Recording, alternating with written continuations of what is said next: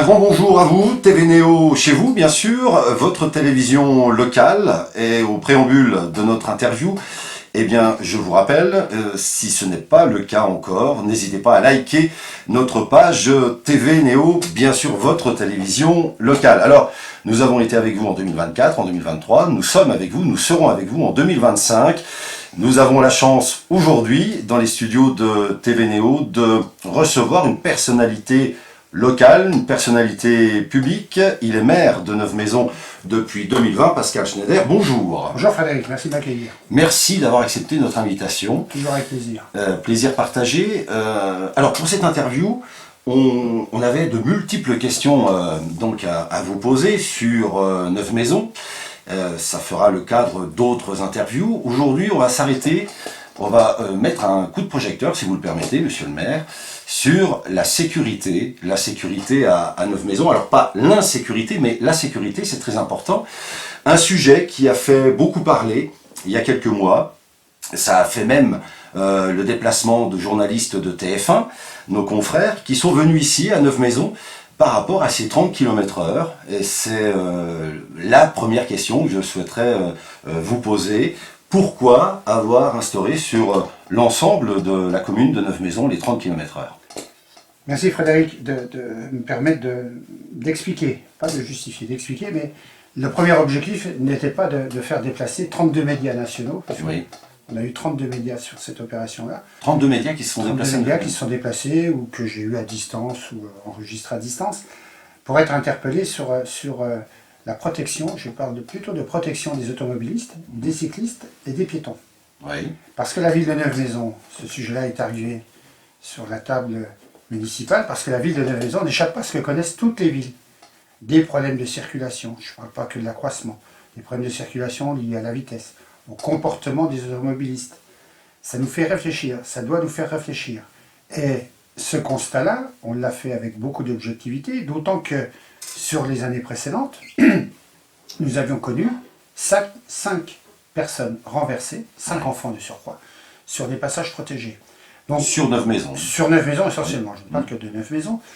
De surcroît, avec des relevés de vitesse qui pouvaient atteindre sur la rue Pierre et Marie Curie 109 km/h, sur une zone limitée à 50. Donc tous ces phénomènes cumulés nous ont fait réfléchir et aussi demandé par la majeure partie de la population, puisque tous nos habitants constatent qu'effectivement la sécurité est une priorité, la sécurité du piéton, du cycliste et de l'automobiliste est une priorité dans Neuve-Maisons, qui est aussi à la croisée de plein de chemins. On a quasiment 18 000 véhicules jour sur les 4 axes que traverse Neuve-Maisons. Donc il faut bien qu'on s'interroge à ce sujet-là, au problème de la circulation routière et comment les véhicules doivent circuler sur la ville, qui, outre le fait que plusieurs milliers de véhicules traversent la ville, nous avons aussi sur les axes majeurs des milliers d'enfants qui sortent de nos écoles. On en a à peu près 700 à Bure, qui empruntent les routes principales. On en a 600 au collège Callot. Et sur le centre-ville, on en a 350 au collège Ferry. Et on a encore 500 élèves dans nos écoles primaires et élémentaires qui, eux aussi, utilisent les routes principales de la ville de Neuve-Maisons. Par rapport à vos chiffres que vous communiquez, et par rapport aux années passées, est-ce que vous sentez que depuis la mise en place de ces 30 km/h, donc depuis le 1er septembre 2024, est-ce que vous sentez une amélioration, justement? Est-ce que vous estimez que les 30 km/h, c'est un point positif pour une commune comme Neuve-Maisons? Ça l'est de façon très factuelle. Après, il y a ce qu'on peut ressentir, c'est autre chose. Mais ce qui est très factuel, c'est qu'effectivement, on a des outils qui nous ont permis d'étalonner les vitesses constatées depuis la mise en pratique de ce 30 km/h, avec des radars qui ont relevé les vitesses constatées, les vitesses moyennes. Et on s'est aperçu, oui, qu'on a quasiment perdu 15 km/h de moyenne sur la ville pour atteindre quasiment les 35 km/h aujourd'hui. L'objectif, évidemment, qu'il est 30 km/h, mais ce n'est pas une fin en soi. L'objectif étant de faire baisser les vitesses constatées sur la ville de Neuve-Maisons. Pensez bien que 109 km/h, le maire d'une ville comme je le suis, ne peut pas rester insensible à des vitesses de cette nature-là en plein centre-ville. Ouais. Alors, les 30 km/h, c'est sûr que, et je l'ai dit au préambule de notre échange, Ça a fait couler beaucoup d'encre, les réseaux sociaux se sont agités. C'est difficile aujourd'hui, on est dans une époque où c'est difficile de faire changer les habitudes aux gens, dans tous les domaines, hein, y compris sur la façon de conduire. Il est vrai qu'aujourd'hui, avec ce mariage entre le véhicule, le camion, la trottinette, le cycliste, c'est pas évident. Est-ce que les 30 km/h, c'est une fin en soi à Neuve-Maisons pour la sécurité routière, ou est-ce que vous pensez aussi à un agencement différent sur le côté urbain de la ville? Est-ce que vous allez changer quelques rues Alors, mais évidemment, Frédéric, vous avez presque formulé la réponse à votre question. Évidemment que ce n'est pas une fin en soi. Oui. 30 km/h, c'est une mesure qu'on manipule sous la forme de la prévention pour l'instant, je le rappelle.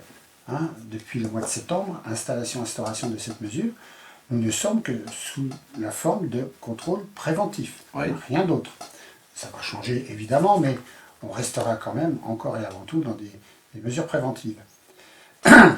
La mesure, c'est une mesure, mais évidemment qu'on ne va pas s'arrêter à appliquer cette mesure de 30 km/h sur toute la ville. Je rappelle simplement que la majorité des routes communales sur la ville de Neuve-Maisons étaient déjà à 30 km/h, voire 20 km/h. Donc on n'a fait qu'agrandir le réseau. Ces zones de rencontre. Ces zones de rencontre à 20 km/h, évidemment, sur le centre-ville notamment. Évidemment qu'on va équiper les endroits les plus accidentogènes, là où les relevés de vitesse excessive ont été opérés, pour équiper ces endroits-là de mobilier urbain, d'écluses routières, comme on dit, de façon à ralentir les vitesses. Ça se fera sur 4 axes majeurs à Neuve-Maisons, ou au travers de 6 équipements urbains installés dans le courant de l'année 2025. Oui, on espère aussi, en plus de la mesure à 30, pouvoir arriver à des vitesses qui tendent vers le 30 km/h. Alors, les 30 km/h, naturellement, ça se passe plutôt bien, puisqu'il est constaté quand même à Neuve-Maisons qu'effectivement, il y a eu un début peut-être difficile pour certaines et certains, d'ailleurs, qui peuvent se sentir concernés en nous regardant, mais ça s'est plutôt bien mis en place par donc les conducteurs, conductrices qui traversent Neuve-Maisons. Les verbalisations, c'est avec la gendarmerie ou avec la police municipale? Tout le travail, Frédéric. Merci de poser cette question, parce que tout le travail, et depuis le début, c'est-à-dire la réflexion sur le passage du noir à 30 km/h, l'installation du 30 km/h, la zone géographique concernée par le 30 km/h, la période de prévention, les constats effectués sur la route, et demain, les verbalisations qui seront selon les endroits les plus accidentogènes, encore une fois, ont été menées conjointement avec la gendarmerie nationale. Donc ça ne fait pas 2 mois, 3 mois, 4 mois, ça fait 1 an que le projet est engagé et réfléchi avec la gendarmerie nationale et continuera à être mené aux côtés de la gendarmerie nationale. Merci pour cette réponse très claire. Alors ça m'amène justement au sujet de la police municipale. Neuve-Maisons a la chance d'avoir cette police municipale. Quel est le rôle de la police municipale? Alors, on l'a bien compris, la sensibilisation naturellement des 30 km/h, c'est très important, mais je pense que ce n'est pas que la sécurité routière, cette police municipale qui a toujours existé à Neuve-Maisons. Quel est le rôle aujourd'hui de cette police? Alors, qui a toujours existé, renforcée par 2 effectifs supplémentaires. Hein, c'est bien de le rappeler, c'est bien de le dire. Je le rappelle, c'est dire l'attention qu'on porte à la prévention et à la sécurité de nos habitants. Sur ce mandat-là. Sur ce mandat-là, pardon, oui, Frédéric, vous avez raison. Oui, la police municipale, non, elle n'est pas là que pour verbaliser. D'ailleurs, c'est la mineure partie de son temps de travail, même si des fois on y est contraint, parce que des fois, la voiture n'est pas au bon endroit, les places pour handicapés sont occupées par des voitures qui ne le sont pas. Voilà, titre d'exemple. Pour autant, la police municipale ne fait pas que ça. La police municipale a comme mission première, d'une façon générale, je sors d'une réunion avec eux pour finaliser encore les opérations 2025, où la police municipale a pour objet de prévenir, d'accompagner, d'assurer la sortie des écoles, d'assurer les manifestations organisées par la ville et les grosses associations de la ville. On est d'abord sur un aspect préventif pour prévenir, accompagner et protéger les piétons, les cyclistes et les voitures, encore une fois. C'est la mission première de la police municipale qui, encore une fois, je le rappelle, Frédéric, l'effectif a été multiplié par 2 il y a tout juste 1 an. Un effectif qui, à mon sens, est suffisant pour la mission qui leur est confiée et qu'on va encore accompagner au travers d'équipements matériels, sans doute, pour qu'ils puissent exercer leur mission en totale sérénité. Neuve-Maisons, je le dis très souvent, et c'est tellement vrai, a une superbe carte de visite lorsqu'on rentre sur les, que ce soit du côté de Chaligny, Messin, Pont-Saint-Vincent, Chavigny.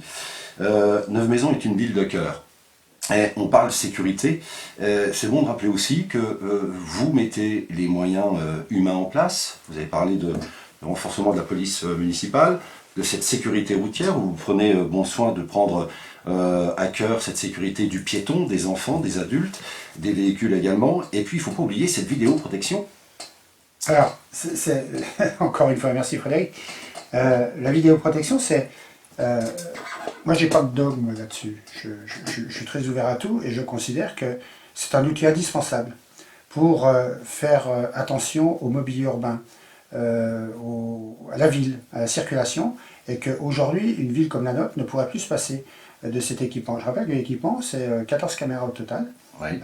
placées sur des lieux stratégiques, placés sur des lieux qu'il nous faut surveiller plus que d'autres, parce que de temps en temps, il y a quelques comportements très aciviques. C'est des dômes mobiles, hein, c'est bien ça. Voilà, c'est ça.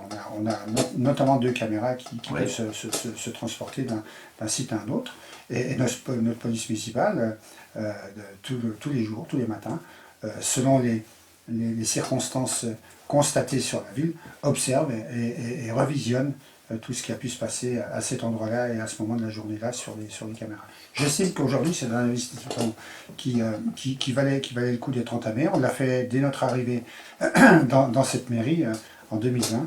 On n'a pas hésité tout de suite à équiper la ville de 12 caméras, qui est complétée par 2 caméras supplémentaires, qui le sera encore sur l'exercice 2025, parce qu'aujourd'hui, ça nous semble être un moyen, un outil d'accompagnement pour la police municipale, encore une fois, afin de protéger les biens des personnes. Je ne dis pas que les biens, mais les personnes également. Le vivre ensemble a tout son sens avec vous. Je rappelle que vous êtes maire à Neuve-Maisons depuis 2020. Hein. Alors, avant de vous poser une question qui nous emmènera dans le futur, quoique, j'aimerais bien que on parle un peu, on a parlé de Neuve-Maisons, de ce que vous avez mis en place, on parle de Neuve-Maisons d'aujourd'hui, mais j'aimerais bien qu'on puisse avoir un plan plus large de ce que vous imaginez en tant que premier magistrat de cette commune, de cette belle ville de cœur. Quand vous regardez Neuve-Maisons dans le futur, un horizon 2025-2035, on sent que la sécurité, ça vous tient à cœur, puisque ça vous tient à cœur parce que vous avez installé la vidéoprotection, renfort de la police municipale, les 30 km/h. L'horizon 2025-2035. Alors, il y a la sécurité, il n'y a pas que la sécurité, c'est un sujet très large. Est-ce que vous pouvez, en quelques mots, nous dire? La sécurité fait partie du contexte environnemental de l'habitant. Bien sûr. Mais l'habitant, il doit pouvoir vivre dans un lieu où il fait bon respirer, où il fait bon marcher, où il fait bon emmener ses enfants à l'école tranquillement, sereinement, en toute sécurité, pour reprendre un terme qu'on a cité. Et pour ce faire, Neuve-Maisons bénéficie d'un dispositif d'État qui s'appelle Petite Ville de demain, associé d'ailleurs à la commune de Pont-Saint-Vincent. Et dans le cadre de ce dispositif, qui est abondé financièrement par une foultitude de partenaires dont l'État, évidemment, nous a permis de réaliser toute une série d'études. Parce que Neuve-Maisons avait transformé son urbanité en 1990, pour la dernière fois, à l'initiative, je le rappelle, de Gérard Picard, qui avait une vision très approfondie de ce que pouvait être la ville de demain. On a repris le travail qu'il avait laissé, déjà bien abouti, pour le parfaire et transformer la ville de Neuve-Maisons, comme vous l'avez dit Frédéric, de faire de Neuve-Maisons ce programme 2025-2035, de façon à ce que tout le centre de Neuve-Maisons, qui doit être rénové, réhabilité, aéré, éclairci, de façon à ce que les enfants puissent traverser la rue principale pour aller d'un parc de jeux qui va être réalisé au centre-ville, d'un parc de jeux, d'un parc floral également, qui va être réalisé dans quelques années, pour rejoindre le centre culturel ou les écoles maternelles, que nos habitants puissent passer de la nouvelle ville à l'ancienne ville. Je caricature ça parce que la nouvelle ville et l'ancienne ville est séparée d'un pont qui sera sans doute amené à être détruit. Alors et vous parlez du pont, de ce qu'on a... Pardon, je parle de ce qu'on appelle le pont, non pas le pont SNCF, mais le pont qui sépare les cités de la Plaine de la ville de D'accord. Neuve-Maisons. Qu'on appelle, tout le monde l'appelle le pont du chemin de fer. Le pont du chemin de fer, Ouais. et qui donnera une autre perspective. Tout ça, on l'a préparé pendant 2 ans, en fabriquant avec un cabinet d'études, plusieurs cabinets d'études d'ailleurs, et avec l'appui des habitants, puisque ce cabinet d'études nous a convaincus qu'il fallait travailler ça sur la base d'une véritable démocratie locale, en incluant l'ensemble des partenaires, y compris les habitants. C'est-à-dire que pour construire ce projet 2025-2035, on a réalisé et conçu des ateliers accueillant les commerçants, les associations culturelles, les associations sportives, les enseignants, les habitants, selon les quartiers où la ville était transformée. On a associé l'ensemble des associations liées à l'environnement, à la défense du consommateur, comme la CLCV.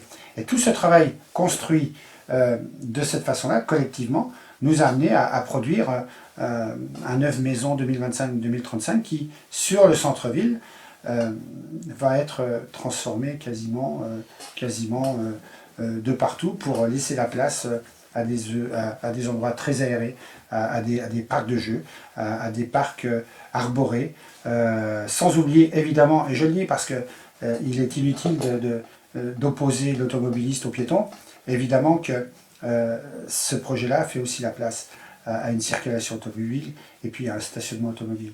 Donc on a fait en sorte que tous les habitants y retrouvent leur compte, mais dans un endroit totalement rénové et totalement, comment dirais-je, plus agréable sans doute, mais en faisant des travaux qui vont durer secteur par secteur un certain nombre d'années. Alors c'est intéressant. C'est intéressant parce que dans ce que vous dites là, tout le monde participe à cet avenir, à l'avenir de Neuve-Maisons 2025-2035. Dans ces travaux oui, vous avez raison Frédéric, dans ces travaux qui ont été co-construits avec des habitants, avec des partenaires, Oui. évidemment qu'ils l'ont été, évidemment que ce qui ressort de ces consultations, c'est ce qu'on a produit dernièrement et qu'on a communiqué à nos habitants, et plus qu'à nos habitants. Et bien évidemment que j'aurais préféré qu'il y ait encore beaucoup plus d'habitants. Bien sûr. Voilà. Mais la porte est restée ouverte, elle est restée ouverte. Et aujourd'hui, ce qui est projeté n'est pas précis à la rue près. Bien sûr. C'est-à-dire qu'on va encore, en approchant les habitants de plus près encore, on va encore amender. Il y a encore des échanges. Évidemment. Bien sûr. Et puis on a encore des progrès à faire sur certaines constructions à certains endroits. Construction pas immobilière, j'entends bien la construction du projet. Bien sûr. De faire en sorte à ce que encore plus les habitants soient concernés, encore plus le projet corresponde à l'attente des habitants. Pascal Schneider, on aura l'occasion justement d'évoquer l'avenir de Neuve-Maisons et justement de détailler l'horizon 2025-2035, puisque notre invitation aujourd'hui c'était vraiment sur la sécurité et vous avez répondu à nos questions, un grand merci. Alors, je vais quand même, on va clôturer notre échange, bien que j'aurais tellement des choses à vous dire, monsieur le maire, mais j'ai juste une question. Je pense que celles et ceux qui nous regardent aujourd'hui ont cette question-là, et je me fais l'avocat de celles et ceux qui nous regardent aujourd'hui. Nous sommes en 2025, je vous apprends rien, nous sommes en début d'année 2025, et puis ce profil, puisqu'on parle de l'horizon 2025-2035, mais ce profil 2026, je pense que vous le savez aussi bien que moi, c'est une année électorale puisque les élections municipales auront lieu l'année prochaine. J'ai juste une simple question, vous n'êtes pas obligé de me répondre, je crois que je vous avais déjà posé la question l'année dernière, je réitère aujourd'hui, en début d'année 2025. 2026, Oui. on s'appelle, vous vous appelez Pascal Schneider, vous rasez sûrement chaque matin, est-ce que vous pensez à 2026 ? Allez-vous vous présenter à votre propre succession, si je puis dire, en 2026 ? Oui. Je ne sais pas si je ferai référence à votre remarque, je me regarde dans la glace tous les matins parce que la suite pour ce personnage n'a pas été très heureuse. Donc je ne vais pas rentrer dans cette référence-là. Mais pensez bien, Frédéric, oui. Il faut se défendre, vous avez raison. Oui. Pensez bien que je suis à la tête d'une équipe formidable. Ouais. Et quand je dis une équipe, c'est qu'une équipe. Je ne parle pas que des élus. Je parle des équipes qui m'accompagnent dans la mission quotidienne, les services, les directeurs qui président à ces équipes-là. Pensez bien que d'avoir travaillé ces 2 dernières années sur cette projection 2025-2035, je n'ai qu'une envie. Oui, c'est d'accompagner le projet 2025-2035. Et j'étais clair. Monsieur le maire, vous avez été parfaitement clair. Merci beaucoup. Merci Frédéric. Merci d'avoir répondu encore une fois à notre invitation. Pascal Schneider était donc notre invité sur cette thématique sécurité. Je suis sûr que c'est un sujet qui vous a passionné. Nous vous recevrons naturellement sur d'autres thématiques pour parler de 9 maisons Horizon 2025-2035. Beaucoup à dire. Merci encore une fois, monsieur le maire Pascal Schneider était avec nous. Merci, donc n'oubliez pas de liker notre page naturellement. Si ce n'est pas fait, faites-le, c'est gratuit. Et c'est le pouce bleu et ça nous donne le sourire. A très bientôt, c'était donc TV Néo, votre télévision locale. À bientôt, merci encore. Merci Frédéric.